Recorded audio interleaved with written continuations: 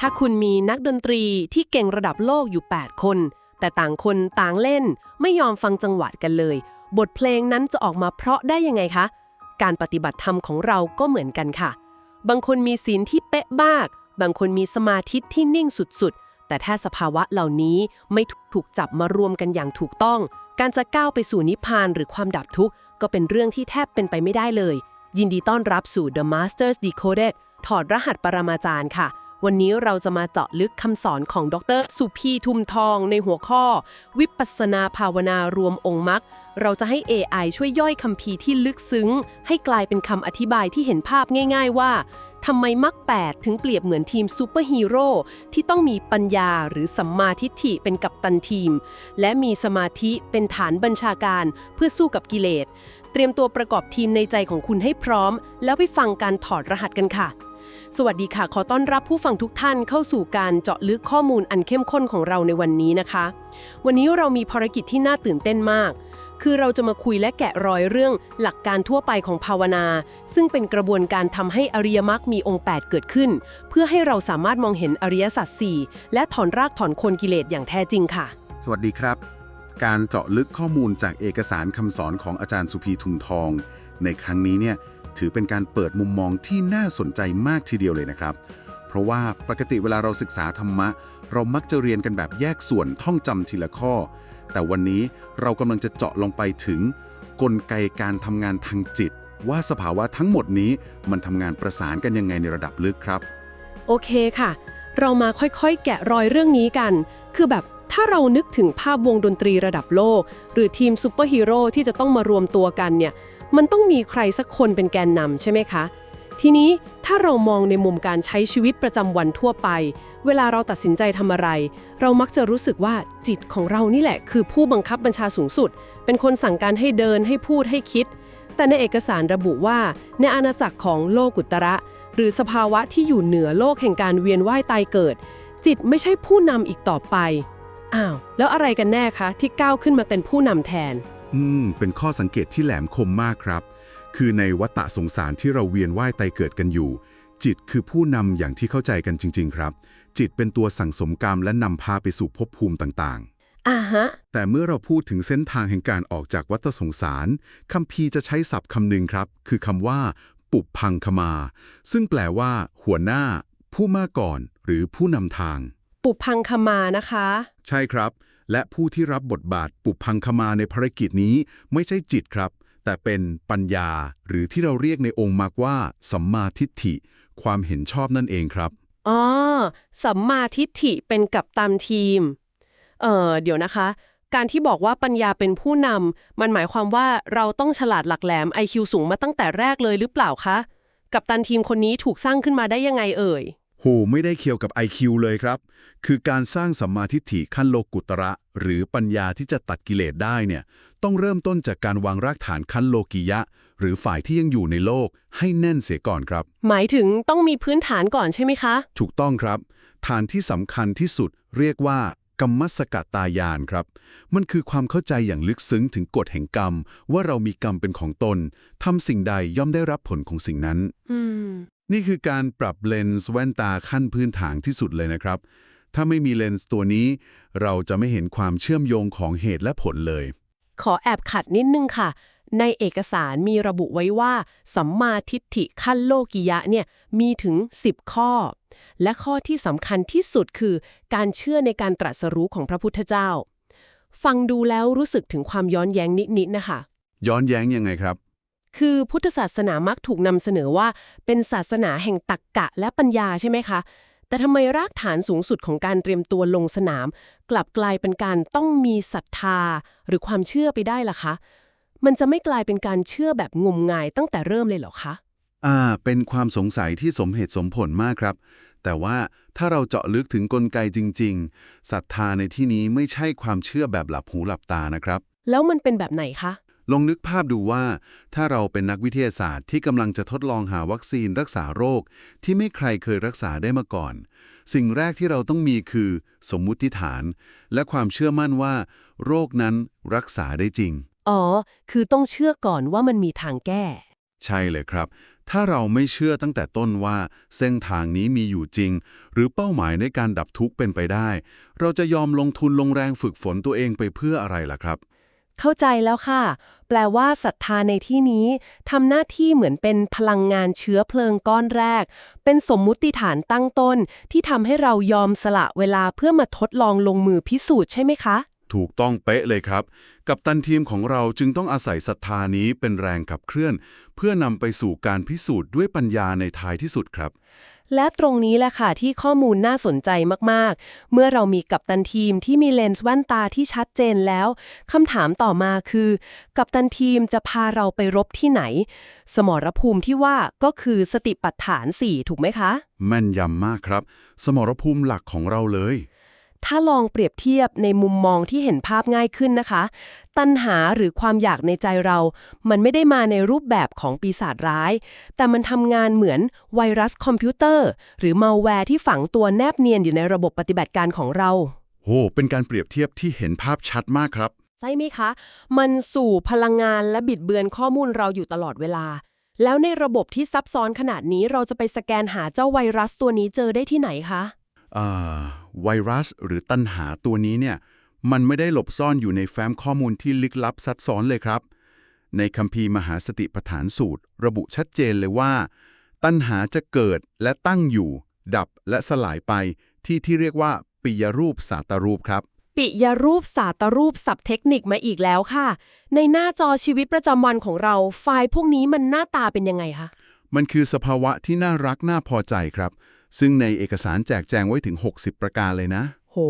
ตั้ง60ประการเลยเหรอคะมีอะไรบ้างคะเนี่ยแต่ถ้าจะรวบยอดให้เห็นภาพง่ายๆมันก็คือระบบการรับรู้ของเราทั้งหมดนี่แหละครับตาหูจมูกลิ้นกายใจรวมถึงสิ่งที่เข้ามากระทบอย่างรูปเสียงกลิ่นรสสัมผัสครับเมื่อตาเราเห็นรูปที่สวยงามเกิดความรู้สึกเพลิดเพลินนั่นแหละครับคือโฟลเดอร์ที่ชื่อว่าปิยรูปสาตรูปที่ไวรัสมันเข้าไปฝังตัวมันซ่อนอยู่ในความเคยชินที่เราสัมผัสโลกทุกๆวันแบบนี้แปลว่าไวรัสมันแนบเนียนมากๆเลยนะคะมันไม่ได้อยู่ในความโกรธเกรี้ยวเสมอไปแต่อยู่ในกลิ่นกาแฟหอมๆยามเช้าอยู่ในเสียงแจ้งเตือนโซเชียลมีเดียที่มีคนมากดไลค์เรานี่คือสมรภูมิรบจริงๆใช่ครับมันฝังอยู่ในความพอใจเล็กๆน้อยๆพวกนี้แหละครับแล้วกัปตันทีมของเรามีซอฟต์แวร์แอนตี้ไวรัสแบบไหนไปรับมือคะเครื่องมือขั้นพื้นฐานที่กัปตันทีมใช้เรียกว่าปชานาติครับปชานาติครับปชานาติแปลว่าการรู้ชัดเปรียบเหมือนโปรแกรมมอนิเตอร์ที่คอยเฝ้าสังเกตไฟล์เข้าออกในระบบ ว่าตอนนี้ตาเห็นรูปแล้วนะ เกิดความรู้สึกนี้นะฮะเป็นตัวคอยจับตาดูใช่ครับแต่เอกสารชี้ให้เห็นกลไกที่ลึกไปกว่านั้นครับเมื่อการปฏิบัติยกระดับเข้าสู่การทำลายไวรัสขั้นเด็ดขาดซอฟต์แวร์นี้จะถูกอัปเกรดจากปชานาติกลายเป็นยะถาภูตังปชานาติครับเดี๋ยวนะคะแค่รู้ชัดเฉยๆมันไม่พอเหรอคะทำไมต้องอัปเกรดเป็นยะถาภูตังปชานาติแล้วมันต่างกันยังไงกับการรู้ชัดแบบเดิมคะต่างกันที่ระดับของการถอดรหัสข้อมูลครับคือปชานาติอาจจะแค่เห็นว่ามีไวรัสเข้ามาในระบบแต่ยะถาภูตังปชานาติซึ่งเป็นวิปัสสนาขั้นสูงเนี่ยแปลว่ารู้ชัดตามความเป็นจริงแบบทะลุปุโปร่งเลยครับโหทะลุปลุโปร่งยังไงคะมันคือซอฟต์แวร์ที่เข้าไปถอดรหัสไวรัสจนเห็นเลยว่าไอความรู้สึกน่ารักน่าพอใจที่เราหลงไหลเนี่ยเนื้อแท้ของมันประกอบขึ้นมาจากความแปรปรวนมันมีเกิดขึ้นและดับไปและที่สำคัญคือมันไม่มีตัวตนอยู่ในนั้นเลยไม่มีตัวตนเลยเหรอคะครับมันเป็นแค่สายโค้ดที่รันไปตามเหตุปัจจัยเมื่อเห็นความจริงแบบนี้ไวรัสก็จะสูญเสียอำนาจในการหลอกลวงระบบทันทีครับอ๋อซึ่งกระบวนการเข้าไปถอดรหัสและลบไวรัสทิ้งนี้เอกสารได้ระบุถึงหน้าที่ที่เราต้องกระทำต่ออริยสัจด้วยใช่ไหมคะถูกต้องครับสำคัญมากเลยตรงนี้ขออนุญาตอธิบายศัพท์เฉพาะตรงนี้ให้ชัดเจนเลยนะคะเพราะเป็นหัวใจสำคัญของการทำงานในสมรภูมินี้ในการสแกนหาไวรัสและทำความเข้าใจโครงสร้างของมันเรามีหน้าที่ที่เรียกว่ายาตะปริญญาขออนุญาตสะกดชัดๆเลยนะคะอ่านว่ายาตะปริญญาครับผมยาตะปริญญาคำนี้แปลว่าการกำหนดรู้รอบคือการเอาไวรัสมาใส่ในกระบะทรายหรือแซนด์บ็อกซ์แล้ววิเคราะห์ดูว่ามันทำงานยังไงแสดงผลยังไงและเมื่อเรารู้รอบแล้วหน้าที่ต่อไปที่จะเกิดขึ้นคือการละหรือลบไวรัสนั้นทิ้งซึ่งเรียกว่าปหานปริญญา อ่านว่าปะหาณปริญญาแปลว่าการละทิ้งหรือการดับสมุทัยนั่นเองค่ะสรุปก็คือยาตะปริญญานำไปสู่ปะหาณปริญญาใช่ไหมคะ เป็นการเชื่อมโยงระบบการทำงานที่แม่นยำมากครับ การทำยาตะปริญญาเพื่อให้เกิดปหานปริญญานี่ คืองานหลักของทีมในสมรภูมิสติปัฏฐานเลยครับ ทีนี้ก็น่าสงสัยต่อแล้วค่ะ เรารู้สมรภูมิ เรารู้วิธีการทำงานของแอนตี้ไวรัส แต่การจะลบมัลแวร์ระดับรากฐานที่ฝังลึกข้ามภพข้ามชาติเนี่ยลำพังกับตันทีมคนเดียวหรือระบบมอนิเตอร์ตัวเดียวคงสู้ไม่ไหวแน่ไม่ไหวแน่นอนครับ ๆ มันต้องอาศัยองค์ประกอบของมรรคถึง 8 ข้อ แต่เวลาเรามองมาที่ชีวิตจริงมรรคแต่ละข้อ เช่นสัมมาวาจาที่แปลว่าพูดดี หรือสัมมาอาชีวะเลี้ยงชีพชอบ สัมมาสมาธิการจะเดินเครื่องระบบทั้ง 8 ตัวให้ทำงานพร้อมกันในเสี้ยววินาที มันดูเป็นเรื่องที่เป็นไปไม่ได้เลยนะคะ ในทางปฏิบัติแล้ว ระบบจิตมันจัดการเรื่องนี้ยังไงคะ ถ้าเราลองเชื่อมโยงเรื่องนี้กับภาพใหญ่นะครับ เราจะเห็นว่าระบบไม่ได้ถูกออกแบบมาให้รันโปรแกรมหนักๆถึง 8 ตัวพร้อมกันตั้งแต่แรกครับ อ้าวแล้วมันเริ่มยังไงคะ กระบวนการนี้มันค่อยๆ ประกอบร่างกันขึ้นมาครับ เอกสารของอาจารย์สุพรีอธิบายว่า การเตรียมความพร้อมจะเริ่มต้นจากองค์มรรคประจำสามเป็นเสมือนฝ่ายเสนาธิการทหารที่ตั้งมั่นอยู่ก่อนครับ องค์มรรคประจำ3ตัวนี้มีหน้าที่อะไรบ้างคะ ตัวที่ 1 คือสัมมาทิฏฐิหรือปัญญาที่เป็นกัปตันทีม คอยประมวลผลครับ ฮะ ตัวที่ 2 คือสัมมาวายามะหรือความเพียรซึ่งเปรียบเสมือนระบบจ่ายพลังงานหรือแรมที่คอยประคับประคองให้ระบบทำงานอย่างต่อเนื่อง และตัวที่ 3 คือสัมมาสติ หรือความระลึกชอบ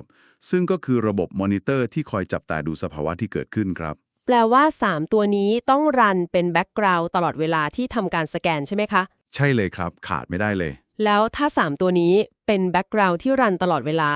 แล้วมรรคข้ออื่นๆ อย่างเรื่องศีลเช่น การงดเว้นการพูดโกหก หรือการไม่เบียดเบียนสัตว์ มันเข้ามาประกอบร่างกันตอนไหนคะ ตรงนี้แหละครับ คือจุดที่ต้องอธิบายแยกเป็น 2 สถานะ คือสถานะโลกิยะ ตอนที่เรากำลังฝึกฝน และสถานะโลกุตระ ตอนที่ระบบอัปเกรดเพื่อล้างไวรัสครับ โลกิยะกับโลกุตระมันทำงานต่างกันยังไงคะในเรื่องนี้ ในสถานะโลกิยะที่เราใช้ชีวิตประจำวัน องค์มรรคฝ่ายศีลเช่น สัมมาวาจา หรือสัมมากัมมันตะ จะไม่ได้เกิดพร้อมกันทั้งหมดครับ แต่มันจะสลับกันเกิดตามสถานการณ์ครับ ขยายความกลไกการสลัดกันนิดนึงค่ะทำไมมันถึงเกิดพร้อมกันไม่ได้คะ เพราะในระดับโลกิยะ จิตของเรามีกำลังจำกัด และทำงานตอบสนองกับอารมณ์เฉพาะหน้าครับ สมมติว่ามีคนมาพูดจายุยุเรา ในขณะจิตนั้น เราตั้งใจระงับงดเว้นไม่ด่ากลับ สัมมาวาจาก็จะเกิดประสานกับองค์มรรคประจำ3กลายเป็นระบบ 4 ตัวรันร่วมกันครับ อ๋อ พอเหตุการณ์ผ่านไปสัมมาวาจาก็ดับลงไปใช่ไหมคะ ใช่ครับ หากมีเหตุการณ์ใหม่ที่เรางดเว้นการทำร้ายสัตว์ สัมมากัมมันตะ ก็จะเกิดสลับขึ้นมาทำหน้าที่แทน นี่คือกลไกของโลกิยะครับ เกิดสลับกันไปมาไม่พร้อมกัน เข้าใจเลยค่ะ เหมือนเราเปิดแอปพลิเคชันขึ้นมาใช้งานทีละแอป เพื่อไม่ให้ระบบโอเวอร์โหลด แต่ถ้าแบบนั้นมันก็ยังไม่มีกำลังพอที่จะกวาดล้างไวรัสที่ฝังลึกสิคะ แล้วสถานะโลกุตระล่ะคะ มันต่างกันยังไง โอ้ ต่างกันอย่างสิ้นเชิงเลยครับ เมื่อการทำงานของจิตถูกยกระดับจนถึงจุดที่วิปัสสนาญาณแก่กล้า และเข้าสู่สถานะโลกุตระ ทันใดนั้นมรรคจิตจะเกิดขึ้นครับ มรรคจิต ใช่ครับ และในชั่วขณะจิตเดียวนั้นเอง องค์มรรคทั้ง 8 จะมาประชุมรวมกันอย่างสมบูรณ์แบบ เกิดขึ้นพร้อมกันโดยไม่มีการสลับหน้าที่อีกต่อไปครับ เดี๋ยวนะคะ กลไกทางจิตอะไรที่ทำให้สภาวะที่เคยเกิดสลับกัน สามารถถูกบีบอัดและหลอมรวมมาเกิดพร้อมกันในชั่วขณะจิตเดียวได้ มันดูเหมือนการข้ามข้อจำกัดของระบบไปเลยนะคะ กลไกที่ทำให้เกิดการหลอมรวมนี้ คือเป้าหมายของการโฟกัสที่เปลี่ยนไปครับ เปลี่ยนไปยังไงคะ ในตอนโลกิยะ จิตโฟกัสไปที่เรื่องราวบนโลก อย่างเช่น คนที่มายั่วยุ หรือสัตว์ที่จะถูกทำร้ายใช่ไหมครับ อ่าฮะ แต่ในขณะจิตที่เป็นโลกุตระ จิตจะมีนิพพานเป็นอารมณ์เพียงหนึ่งเดียวครับ เมื่อเป้าหมายสูงสุดปรากฏขึ้น องค์มรรคทั้งหมดจะถูกดึงดูดเข้าหากัน เหมือนถูกหลุมดำดูดให้รวมเป็นจุดเดียว เพื่อทำหน้าที่ตัดกิเลสให้ขาดสะบั้นในพริบตาครับ โห ฟังแล้วขนลุกเลยค่ะ แล้วสถานที่ที่องค์ประกอบทั้ง 8 จะมาประชุมรวมตัวกันเพื่อปลดปล่อยพลังงานขั้นสุดยอดนี้ มันคือที่ไหนคะ สถานที่นั้นก็คือสัมมาสมาธิ หรือที่เราเปรียบเทียบกันว่าเป็นฐานบัญชาการนั่นเองครับ ตรงนี้เชื่อว่าหลายคนอาจจะมีความเข้าใจคลาดเคลื่อนอยู่พอสมควรเลยนะคะ พอพูดถึงสมาธิเรามักจะนึกถึงการนั่งหลับตา นิ่งๆ ว่างๆ ลืมเรื่องราวทางโลกปิดรับรู้ทุกอย่าง แบบนั้นมันจะกลายเป็นฐานบัญชาการที่พร้อมรบได้ยังไงคะ ในเมื่อเราปิดสวิตช์ตัวเองไปแล้ว เป็นความเข้าใจผิดที่เจอกันบ่อยมากเลยครับ การนั่งสงบนิ่งเฉย หรือว่างเปล่าแบบไม่รู้อะไรเลยเนี่ยในทางพุทธศาสนาไม่ได้เรียกว่าสัมมาสมาธิในบริบทของวิปัสสนานะครับ อ้าว แล้วสัมมาสมาธิที่แท้จริงคืออะไรคะ เอกสารเน้นย้ำเลยว่า สัมมาสมาธิหรือจิตตะเอกคตาจะทรงพลังและทำงานเป็นฐานบัญชาการได้ ก็ต่อเมื่อมันถูกแวดล้อมด้วยองค์มรรคอีก 7 ข้อที่เหลือครับ หมายความว่าความนิ่งนั้นมันต้องมีทิศทาง มีปัญญาประคับประคองอยู่ไม่ใช่นิ่งแบบหลับลึกใช่ไหมคะ ใช่ครับ หากสมาธินั้นปราศจากสัมมาทิฏฐิคอยกำกับ ปราศจากสัมมาสติคอยมอนิเตอร์ มันก็เป็นเพียงสมถะที่ให้ความพักผ่อน แต่ไม่มีศักยภาพในการทำลายตัณหาครับ สัมมาสมาธิที่แท้จริง คือความตั้งมั่นของจิตที่เป็นศูนย์รวมพลังงาน อืม เป็นเหมือนเลเซอร์อุตสาหกรรมที่นิ่งและคมกริบ พร้อมที่จะเจาะทะลวงเป้าหมาย โดยมีพลังงานจากองค์มรรคอื่นๆ ส่งเข้ามาหนุนหลัง นี่ต่างหากครับคือฐานบัญชาการที่สมบูรณ์แบบ แล้วทั้งหมดนี้สรุปแล้วมันนำไปสู่อะไรคะ พอปฏิดประต่อภาพดู เห็นนักปฏิบัติหลายคนที่มีความตั้งใจสูงมาก พยายามจะบังคับจิตให้สงบ พยายามจะรวมมรรคให้ครบ เอาความอยากเก่ง อยากบรรลุธรรม เข้าไปบีบคั้นตัวเอง สรุปแล้วพอระดบทุกอย่างเข้าที่ในฐานบัญชาการ ขั้นตอนสุดท้ายที่จะพลิกโฉมหน้าจิตใจ มันคือการออกแรงสู้แบบเอาเป็นเอาตาย ดึงพลังจิตขั้นสูงสุดมาฟาดฟันกับกิเลสหรือเปล่าคะ นี่คือจุดหักมุมที่งดงามที่สุดของการปฏิบัติเลยครับ หักมุมยังไงคะ เมื่อมรรคทั้ง 8 มารวมกันที่ฐานบัญชาการ สิ่งที่เกิดขึ้นกลับตรงกันข้ามกับการบีบคั้นหรือออกแรงด้วยอีโก้เลยครับ จุดสูงสุดของกระบวนการนี้จะถูกควบคุมโดยสิ่งที่เรียกว่ามัคคะสมาธิฐิซึ่งมีหน้าที่สำคัญเพียงประการเดียว คือการทำให้องค์มรรคทั้งหมดเกิดความพอดีครับ ความพอดีหรอคะ ฟังดูเรียบง่ายแต่น่าจะทำงานซับซ้อนมาก กลไกของความพอดีที่ว่านี้คืออะไรคะทำไมมันถึงมีอนุภาพทำลายล้างกิเลสได้ ความพอดีในที่นี้คือการที่ระบบทำงานประสานกันอย่างเหมาะเจาะลงตัว ไม่ตึงไปไม่หย่อนไปครับ อ่าฮะ โดยปกติเวลาเราปฏิบัติ เรามักจะตกหลุมพรางความสุดโต่งพยายามมากไปเพราะมีความอยากหรือตัณหานี่แหละซ้อนอยู่ แต่พอมัคคะสัมมาทิฏฐิเข้ามาเป็นผู้นำสูงสุด มันจะปรับจูนทุกฟังก์ชันให้สมดุลครับ อืม และจุดที่สำคัญที่สุดเลยนะครับ คือความพอดีนี้เกิดขึ้นโดยปราศจากตัวคนทำครับ ช้าก่อนค่ะ ปราศจากตัวคนทำหมายความว่า ถ้าไม่มีเราเป็นคนทำแล้วใครเป็นคนลบไวรัส ใครเป็นคนละกิเลสคะ นี่คือคีย์เวิร์ดของเอกสารฉบับนี้เลยครับ ผู้ที่ละกิเลสไม่ใช่ตัวเรา ไม่ใช่ฉัน แต่คือตัวมรรคนั่นแหละครับ ที่ทำหน้าที่ของมันเอง โอ้โห มักทำงานของมันเองเลย ใช่ครับ ไวรัสหรือตัณหา มันเกาะกินและเติบโตอยู่ได้ ก็เพราะมันอาศัยความเชื่อว่ามีตัวเราเป็นเจ้าของความรู้สึกเหล่านั้น อ่ะฮะ เมื่อมักทำงานจนสมบูรณ์ และเปิดเผยความจริงว่าแท้จริงแล้วไม่มีตัวเราอยู่เลย ไวรัสมันก็ขาดแหล่งอาหารและตายไปเองครับ หากเรายังรู้สึกว่ามีฉันเป็นผู้ปฏิบัติที่เก่งกาจมีฉันเป็นคนกำจัดกิเลสแสดงว่านั้นยังไม่ใช่วิปัสสนาที่แท้จริงครับ อือหือ มันคือการปลดชนวนระเบิดกิเลสด้วยความไร้ตัวตน เป็นการปล่อยให้สภาวะธรรมมันทำงานตามธรรมชาติของมันเองเลยนะคะเนี่ย ใช่ครับ ในเอกสารมีการอ้างอิงถึงสลายยตนาวิพังคสูตร เพื่ออธิบายกระบวนการนี้ด้วยนะครับ ว่าเมื่อวิปัสสนาเห็นทุกอย่างตามความจริง หรือยถาภูตังปชานาติอย่างที่เราคุยกันไป จิตจะเกิดสภาวะที่เรียกว่า นิพพิทาหรือความหน่ายครับ ความหน่ายคลายความเพลิดเพลินใช่ไหมคะ ถูกต้องครับ คลายความเพลิดเพลินในปิยรูป สัตตรูปที่เคยหลงไหล และเมื่อความเพลิดเพลินดับลง มันจะก้าวไปสู่สภาวะวิราคะ ซึ่งก็คือสภาวะแห่งมรรคนั่นเองครับ ถ้าให้เทียบให้เห็นภาพชัดๆ มันเหมือนเราไม่ได้ฝืนใจเลิกกินของอร่อยหรอก แต่พอวิปัสสนามันเอาแว่นขยายส่องให้เห็นชัดๆ ว่าของอร่อยชิ้นนี้มันบูดและเต็มไปด้วยยาพิษ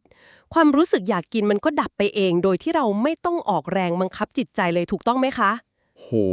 เป็นอุปมาที่เห็นภาพและตรงกับสภาวะเป๊ะเลยครับ